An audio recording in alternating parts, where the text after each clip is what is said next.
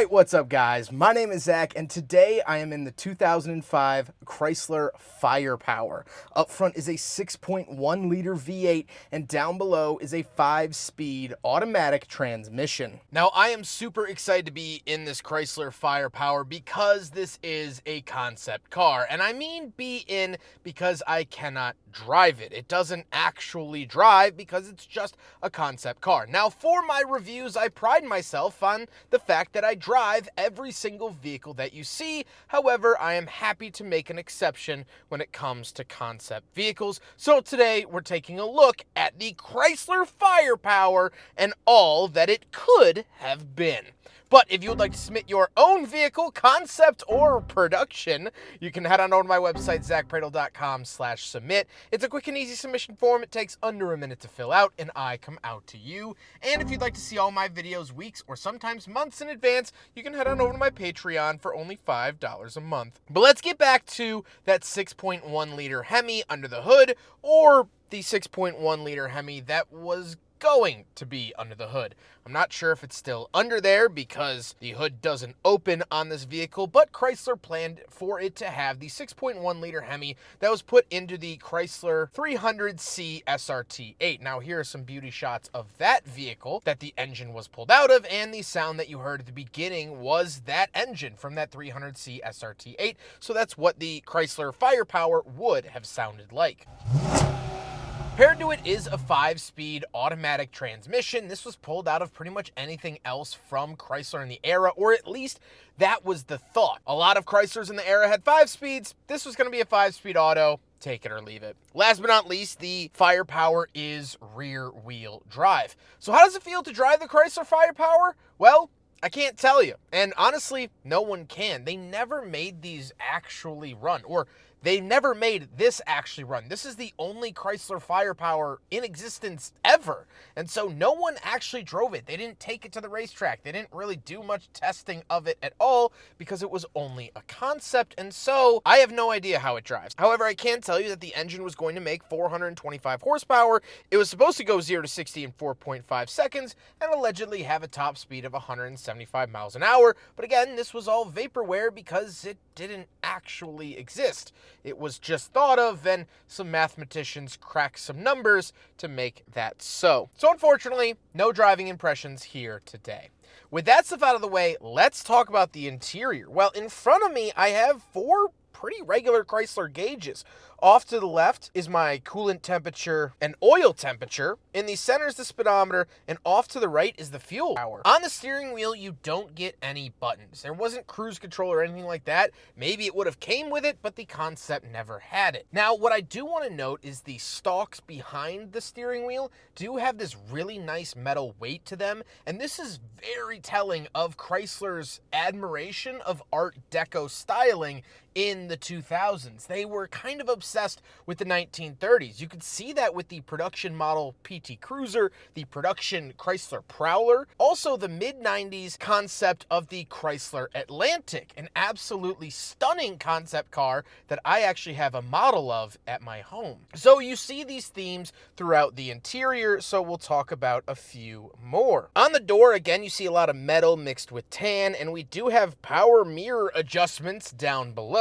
And moving into the center, we do get 2 climate vents displaying the temperature, symbolizing the fact that it has a dual temperature setup, which would have been very nice for 2005. However, here in the concept car, it's just a sticker saying 2 different temperatures. The HVAC system doesn't actually work. Down below, we get plenty of radio buttons and dials. Something that I love that they kept was an analog clock in the center. Really, really love that touch. But we have a whole collection of chrome buttons, knobs, and dials. Again, these don't actually do anything, but they made the car look whole. So when you look through the window, you said, ah, yes, that's how that works, even though that wasn't really the case. A little bit of movie magic. Down below, we do have the shifter. It is a jigsaw style shifter that Chrysler was known for using in this era on some of their actual production products. And we have the window switches in the center. Again, these don't work.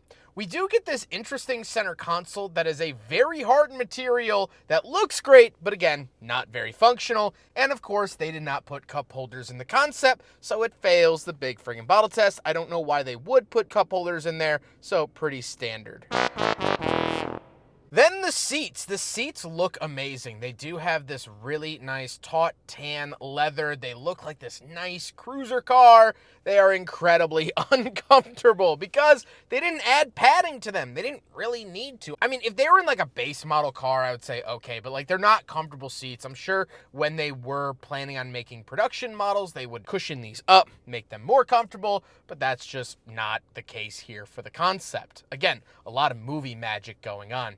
Now, we don't have any back seats, and we do have a very small trunk. This is actually where the battery now lives. The doors are power actuated, so the battery lives back there, but nothing really too crazy. Let's talk about the looks because I think this is an absolutely stunning concept vehicle. Well, you can tell a lot of influence of this design came from the Chrysler Crossfire. Now, the Crossfire came out 2 years before this concept was brought about, so the Crossfire was first. A lot of people were saying, oh, the Crossfire learned from this. No, it's actually the opposite way around. Because it is a concept car, you will notice things like there's not very big bumpers. It's a lot more aesthetically pleasing than any production car because this doesn't have to conform to any sort of safety features. It's just an idea. So I like the way it looks, but there's no way that all of this would have made it to production. Now, if you're interested, here is the concept car for the Chrysler Crossfire, and you can see that was a little bit more obviously Crossfire specific,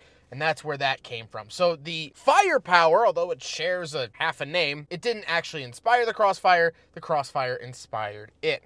I love this blue color. Chrysler was doing this blue color for a while in the 2000s. I think it's fabulous. And overall, I just love the look of it. With all of that being said, let's get on to my final thoughts. What do I think being in this concept car? My first ever concept car review. This is very exciting. Well, the Chrysler Firepower is a very interesting car because it actually came somewhat close to being a production vehicle. They had engines laid out for it. They had a plan for it. They just threw it out the window. So back in the early to mid 2000s, Chrysler wanted a V8 touring vehicle, kind of to compete with like the Cadillac XLR. And it was planned to slot below the Viper, although this was pretty much Viper based. It was planned to slot below the Viper and below the other concept car that they had, which was their 12-cylinder supercar concept, but above the Chrysler Crossfire. So the Crossfire was going to be like the entry-level sport coupe. This would be the next step up,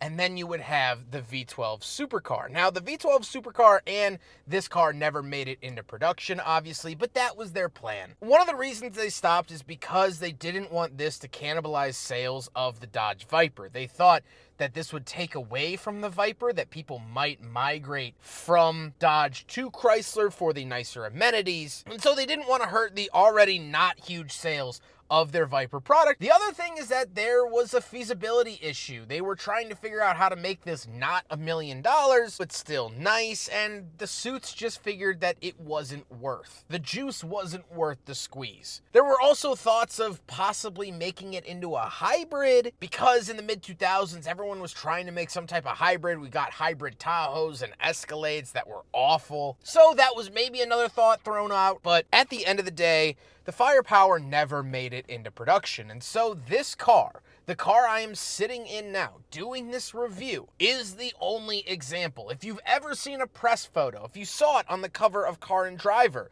you weren't seeing one like this Firepower. You were seeing this exact Firepower. There's only one ever, and this is it. It does not get any more rare than that. And so I love this car for many reasons, but mainly the fact that it was a time at Chrysler where they were looking to the sky. They were planning something fabulous. They wanted to do something so cool. And yet budgetary reasons and plenty of other reasons stopped them from doing so. I love concept cars because it really truly is car designers having their way with things, not conforming to airbag and crash safety, not conforming to emissions, not conforming to anyone. This was just Chrysler unchained and now sadly unreleased. This car doesn't make a whole lot of sense, but concept cars aren't really supposed to. They're literally an idea that you could sit in and touch. And so for that, this car becomes a big what if. What would have happened if Chrysler put this out? Would they have put the Corvette into an early grave? Would they have sold a handful and never again and lost millions? I don't know.